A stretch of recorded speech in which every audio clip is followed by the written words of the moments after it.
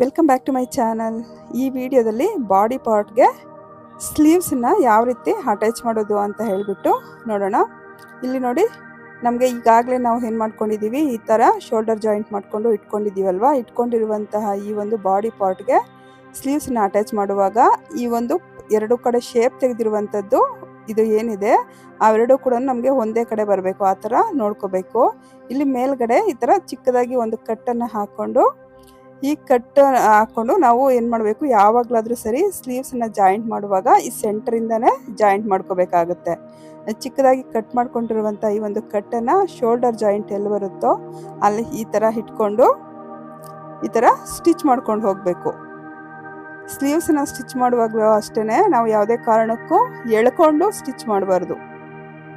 ಸ್ಲೀವಲ್ಲಾದರೂ ಸರಿನೇ, ಹಾಗೆಯೇ body part ಅಲ್ಲಾದ್ರೂ ಸರಿನೇ, ಯಾವುದ್ರಲ್ಲೂ ಕೂಡ ಕ್ಲಾತನ್ನು ಎಳಿದಿರನೇ ಈ ಥರ ಸ್ಟ್ರೈಟಾಗಿ ಸ್ಟಿಚ್ ಮಾಡ್ಕೊಂಡು ಬರಬೇಕು.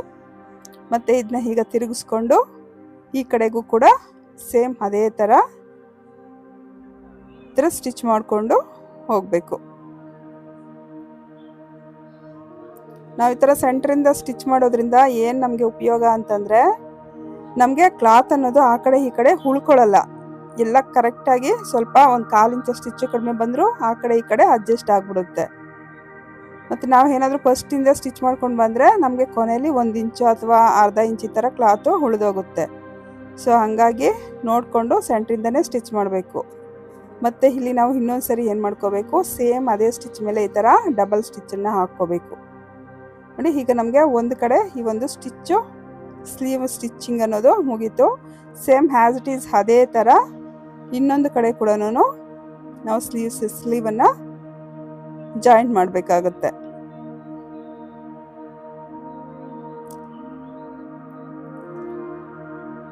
ನಾವು ಸ್ಲೀವ್ ಜಾಯಿಂಟ್ ಮಾಡುವಾಗ ಕರೆಕ್ಟಾಗಿ ಶೇಪ್ ಯಾವುದಕ್ಕೆ ಯಾವ್ದು ಮ್ಯಾಚ್ ಆಗುತ್ತೋ ಅದನ್ನೇ ನೋಡ್ಕೊಂಡು ಹಾಕೋಬೇಕು. ಇನ್ ಕೇಸ್ ನಾವು ಮಿಸ್ ಮಾಡಿಕೊಂಡು ಆ ಕಡೆಗೆದು ಈ ಕಡೆಗೆ, ಈ ಕಡೆದು ಆ ಕಡೆಗೆ ಹಾಕ್ಕೊಂಡಿದ್ದೀವಿ ಅಂತಂದರೆ ಸ್ಲೀವ್ಸ್ ನಮಗೆ ಪರ್ಫೆಕ್ಟಾಗಿ ಕೂತ್ಕೊಳ್ಳಲ್ಲ. ಫ್ರಂಟ್ ಪಾರ್ಟಲ್ಲಿ ಶೇಪ್ ತೆಗೆದಿರುವಂತಹ ಸೈಡೇ ನಮಗೆ ಫ್ರಂಟ್ ಪಾರ್ಟ್ಗೆ ಮ್ಯಾಚ್ ಆಗೋ ಥರ ಬರಬೇಕು.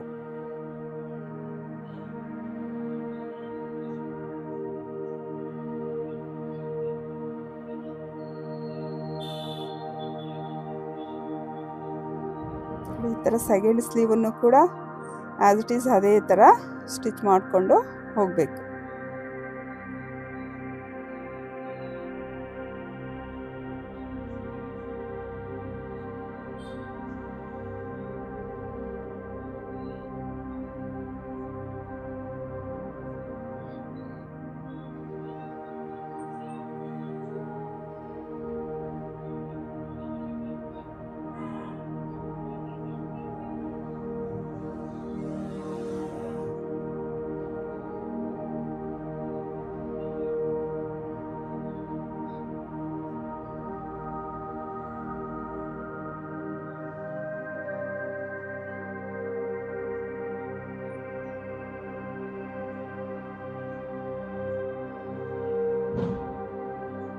ನೋಡಿ, ಈಗ ಎರಡು ಸ್ಲೀವನ್ನು ನಾವು ಸ್ಟಿಚ್ ಮಾಡ್ಕೊಂಡು ಆಯ್ತಲ್ವಾ.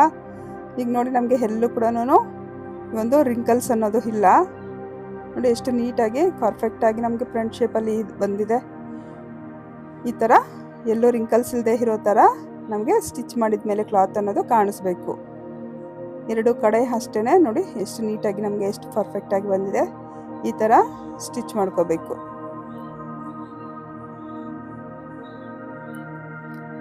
ಈಗ ನಾವು ಈ ಒಂದು ಸೈಡ್ ಜಾಯಿಂಟ್ಸನ್ನು ಯಾವ ರೀತಿ ಮಾಡೋದು ಅಂತ ಹೇಳಿಬಿಟ್ಟು ನೋಡೋಣ. ಇಲ್ಲಿ ನಾವು ಸೈಡ್ ಜಾಯಿಂಟ್ಸ್ ಮಾಡುವಾಗ ಫಸ್ಟು ಸ್ಲೀವ್ ಕಡೆಯಿಂದ ನಾವು ಸ್ಟಾರ್ಟ್ ಮಾಡ್ತೀವಿ. ಇಲ್ಲಿ ನಮ್ಮ ಮೆಜರ್ಮೆಂಟ್ ಬ್ಲೌಸನ್ನು ತಗೊಂಡು ಮೆಜರ್ಮೆಂಟ್ ಬ್ಲೌಸಲ್ಲಿ ಕೆಳಗಡೆ ಸ್ಲೀವ್ಗೆ ಎಷ್ಟು ಲೂಸ್ ಬೇಕೋ ಅಷ್ಟು ಲೂಸ್ಗೆ ಏನು ಮಾಡ್ಕೋಬೇಕು, ನಮಗೆ ಫಸ್ಟ್ ಸ್ಟಿಚ್ ಇರುತ್ತಲ್ವ ಆ ಸ್ಟಿಚ್ ಹತ್ರಕ್ಕೆ ಈ ಥರ ಮಾರ್ಕ್ ಮಾಡ್ಕೋಬೇಕು. ಈ ಥರ ಮಾರ್ಕ್ ಮಾಡ್ಕೊಂಡಾದ್ಮೇಲೆ ಸೆಕೆಂಡ್ ಬಂದ್ಬಿಟ್ಟು ಈ ಒಂದು ಆರ್ಮ್ ಲೂಸ್ ಹತ್ರ ಕೂಡ ಕರೆಕ್ಟಾಗಿ ಈ ಥರ ನೋಡಿಕೊಂಡು ಎಲ್ಲಿಗೆ ಫಸ್ಟ್ ಸ್ಟಿಚ್ ಇದೆಯೋ ಅಲ್ಲಿಗೆ ಈ ಥರ ಒಂದು ಮಾರ್ಕ್ ಮಾಡ್ಕೋಬೇಕು. ಮತ್ತು ಕೆಳಗಡೆಗೆ ಬಂದಾಗ ನಾವು ಆಲ್ರೆಡಿ 2 ಇಂಚು ಎಕ್ಸ್ಟ್ರಾ ಅಂತ ಏನು ಬಿಟ್ಟಿರ್ತೀವಿ, ಆ ಎಕ್ಸ್ಟ್ರಾ 2 ಇಂಚಿಗೆ ನಾವು ಟೇಪನ್ನು ತಗೊಂಡು ಏನು ಮಾಡ್ಕೋಬೇಕಾಗುತ್ತೆ, ಈ ಥರ 2 ಇಂಚ್ ಏನು ಎಕ್ಸ್ಟ್ರಾ ಅಂತ ಬಿಟ್ಟಿರ್ತೀವಲ್ವ ಅಲ್ಲಿಗೆ ಈ ಥರ ಮಾರ್ಕ್ ಮಾಡ್ಕೋಬೇಕು. ಫ್ರಂಟ್ ಪಾರ್ಟಲ್ಲೂ ಅಷ್ಟೇ ಸೇಮ್ 2 ಇಂಚಿಗೆ ಈ ಥರ ಟೇಪನ್ನು ಇಟ್ಕೊಂಡು ಅಲ್ಲೂ ಕೂಡ 2 ಇಂಚಿಗೆ ಒಂದು ಮಾರ್ಕನ್ನು ಮಾಡ್ಕೋಬೇಕು.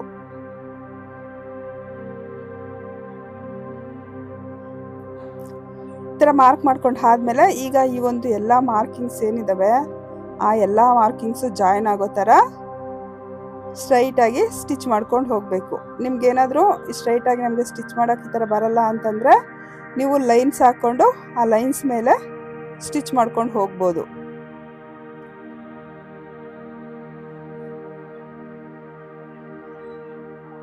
ಈ ಥರ ಸ್ಟಿಚ್ ಮಾಡುವಾಗ ಈ ಒಂದು ನಮಗೆ ಕಚ್ಚಾ ಇದೆಯಲ್ಲ ಒಳಗಡೆಗೆ, ಆ ಕಚ್ಚಾ ಇರುವಂಥದ್ದು ನಾವು ಸ್ಲೀವ್ ಕಡೆಗೆ ಹೊರಟೋಗ್ಬೇಕು.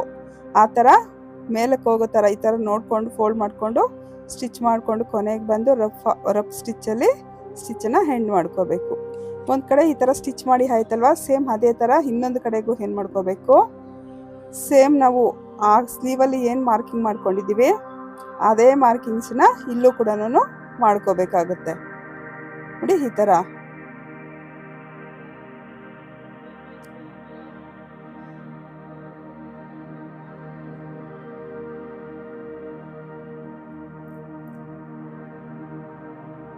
ಸೇಮ್ ಅದೇ ಥರ ಇಲ್ಲೂ ಕೂಡ ಮಾರ್ಕ್ ಮಾಡಿಕೊಂಡು ಕೊನೆಯಲ್ಲೂ ಅಷ್ಟೇ ಬೆಲ್ಟ್ ಹತ್ರ ಕೂಡ 2 ಇಂಚು ಎಕ್ಸ್ಟ್ರಾ ಏನು ಬಿಟ್ಟಿರ್ತೀವಿ ಆ 2 ಇಂಚ್ ಎಕ್ಸ್ಟ್ರಾ ಇದ್ದಲ್ಲಿಗೆ ಈ ಥರ ಮಾರ್ಕ್ ಮಾಡಿಕೊಂಡು ಎಲ್ಲ ಮಾರ್ಕಿಂಗ್ಸ್ಗೂ ಜಾಯಿನ್ ಆಗೋ ಥರ ಸ್ಟಿಚ್ ಮಾಡಿಕೊಂಡು ಹೋಗಬೇಕು.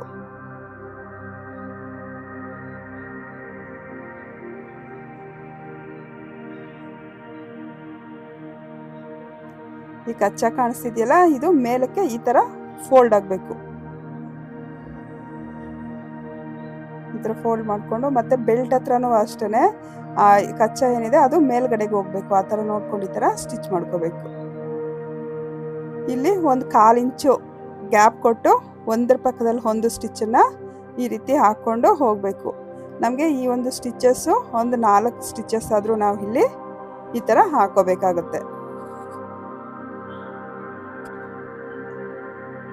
ಒಂದು ಸ್ಟಿಚ್ಚಿಂದ ಇನ್ನೊಂದು ಸ್ಟಿಚ್ಗೆ ಸೇಮ್ ಒಂದೇ ಡಿಸ್ಟೆನ್ಸ್ ಇರೋ ಥರ ನೋಡಿಕೊಂಡು ಈ ಥರ ಸ್ಟಿಚ್ ಮಾಡಿಕೊಂಡು ಹೋಗಬೇಕು ನೋಡಿ. ಕೊನೆಯಲ್ಲೂ ಕೂಡ ಈ ಥರ ಸ್ಟಿಚ್ಚನ್ನು ಹಾಕಿ ಎಂಡ್ ಮಾಡ್ಕೋಬೇಕು.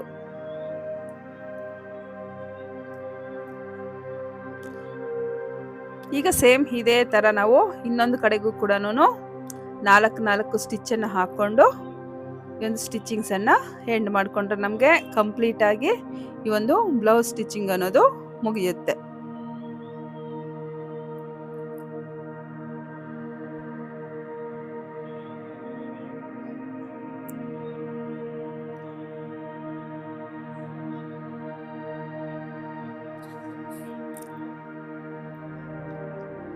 ಈ ಕೊನೆಯದಾಗಿ ಲಾಸ್ಟ್ಗೆ ಒಂದು ಸ್ಟಿಚ್ ಹಾಕ್ಕೊಂಡ್ರೆ ನಮಗೆ ಈ ಒಂದು ಬ್ಲೌಸ್ ಅನ್ನೋದು ಕಂಪ್ಲೀಟಾಗಿ ಆಗುತ್ತೆ, ಎಲ್ಲ ಮುಗಿಯುತ್ತೆ.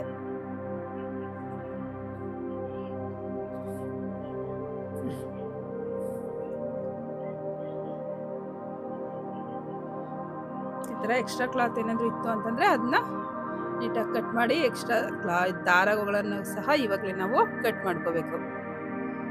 ಫೈನಲಿ ನಾವು ಸ್ಟಿಚ್ ಎಲ್ಲ ಮಾಡಿದ್ಮೇಲೆ ನಮಗೆ ಬ್ಲೌಸ್ ಅನ್ನೋದು ಈ ಥರ ಕಾಣಿಸುತ್ತೆ. ನಾವು ಸೈಡ್ ಜಾಯಿಂಟ್ಸನ್ನು ಮಾಡಿದ್ದಾದ್ಮೇಲೆ ನಮಗೆ ನೋಡಿ ಈ ಒಂದು ಕಂಕ್ಳ ಹತ್ರ ಪ್ಲಸ್ ಶೇಪ್ ಅನ್ನೋದು ಬರಬೇಕು. ಈ ಥರ ಪ್ಲಸ್ ಮಾರ್ಕ್ ಬಂದಾಗ ನಮಗೆ ನೀಟಾಗಿ ಪರ್ಫೆಕ್ಟಾಗಿ ಬಂದಿದೆ ಅಂತ. ಮತ್ತು ಈ ಕೆಳಗಡೆ ಬಾಟಮ್ ಹತ್ರನೂ ಅಷ್ಟೇ ಮೇಲೆ ಕೆಳಗೆ ಬರಬಾರ್ದು, ಎರಡೂ ಈಕ್ವಲ್ ಆಗಿರಬೇಕು. ಮೇಲೆ ಸ್ಲೀವ್ ಜಾಯಿಂಟಲ್ಲಿ ಮೇಲೆ ಹಲ್ಲು ಕೂಡ ಅಷ್ಟೇ ಮೇಲೆ ಕೆಳಗೆ ಅನ್ನೋದು ಬರಬಾರ್ದು. ಎರಡೂ ಕಡೆ ನಮಗೆ ನೋಡಿ ಇಷ್ಟೊಂದು ನೀಟಾಗಿ ಪರ್ಫೆಕ್ಟಾಗಿ ಬಂದಿದೆ. ನಾವು ಫೈನಲ್ ಆಗಿ ಇದು ನಮಗೆ ಈ ಒಂದು ಸೊಂಟದ ಹತ್ರ ಕರೆಕ್ಟಾಗಿದೆಯಾ ಇಲ್ವಾ ಅಂತ ಈ ರೀತಿ ನಾವು ಚೆಕ್ ಮಾಡ್ಕೊಳ್ಬೇಕು. ಮೆಜರ್ಮೆಂಟ್ ಬ್ಲೌಸ್ಗೆ ಮತ್ತು ನಾವು ಸ್ಟಿಚ್ ಮಾಡಿರುವಂತಹ ಬ್ಲೌಸ್ ಎರಡೂ ಕೂಡ ಪರ್ಫೆಕ್ಟಾಗಿ ಇದೆ. ನಿಮಗೆ ಈ ಒಂದು ವಿಡಿಯೋ ಇಷ್ಟ ಆಗಿದೆ ಅಂತ ಹೇಳಿ ಭಾವಿಸ್ತೀನಿ. ನಿಮ್ಗೇನಾದರೂ ವಿಡಿಯೋ ಇಷ್ಟ ಆಗಿದ್ರೆ ತಪ್ಪದೇ ನನ್ನ ಚಾನಲನ್ನು ಸಬ್ಸ್ಕ್ರೈಬ್ ಮಾಡಿ. Thank you for watching.